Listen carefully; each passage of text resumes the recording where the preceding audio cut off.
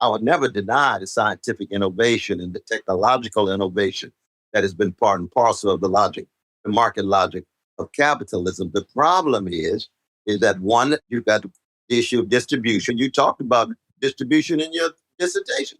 That, How do you know that? How do you know that? Oh, brother, I've been reading you for decades, man. Oh, my man. Thank you. For decades, brother. But it's the distribution of it. 3 individuals have wealth equivalent to 160 million, one half the U.S. population.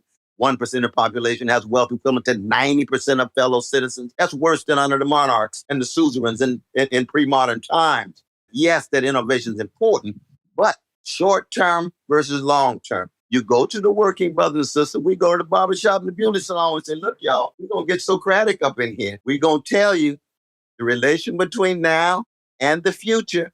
And I know you are as rational in your capacity if you cultivate it as people at MIT and Harvard. We know we can present evidence to you. We know you have deep concerns about your great grandkids and your grandkids, and not simply about your job right now at this moment. The problem with profit maximizing in capitalism is, in the last 50 years, it's obsessed with short term, brother. That's what private equity is about. That's what hedge fund is all about. We want the money now. What about the long-term consequences? No. These days with the market, it's right now. I want my money. It's like CEO salary. The moral and spiritual dimension of character formation, of virtues, of concerns about sympathy for others and empathy for others are always afterthoughts, if at all, in the capitalist calculation. That is a devastating indictment. And I think in many ways, you would agree because you are as moral and decent and concerned about human suffering as anybody else.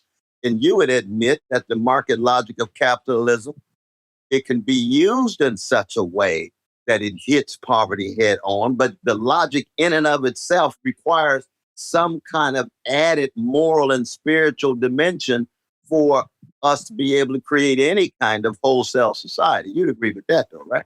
Of course, I agree with that. The profiteering and the consumer of mania and whatnot can be soul killing. It can undermine the very foundation of a decent and dignified life. And we owe ourselves to keep the eye on the spiritual ball as well as on the material ball. I would say those kind of things. And I would say, actually, since we are talking in this vein, that some of the problems of the low-income urban African-American community are spiritual problems, not just problems of a deficit of economic resources. There's no doubt about that.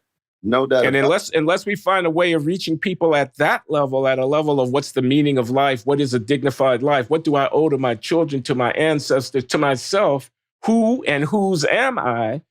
If we just throw money at them, we're not necessarily going to solve that problem. I've always called for a spiritual renaissance, a moral reawakening, and a radical redistribution of wealth downward that takes the form of ensuring that rights and liberties are protected. I'm very much a libertarian. Counter-majoritarian institutions that protect rights and liberties are requisite for any decent society. But I'm going tooth and nail at these monopolies and oligopolies, and I'm going tooth and nail at the military-industrial complex with its militarism abroad.